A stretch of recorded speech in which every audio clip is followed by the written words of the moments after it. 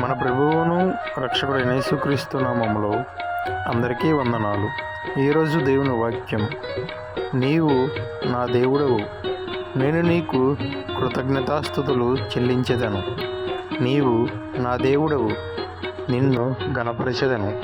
కీర్తనలు 118వ అధ్యాయం 28వ వచనం. రాజా నీ సన్నిధిలోనే ఉంటానయ్యా,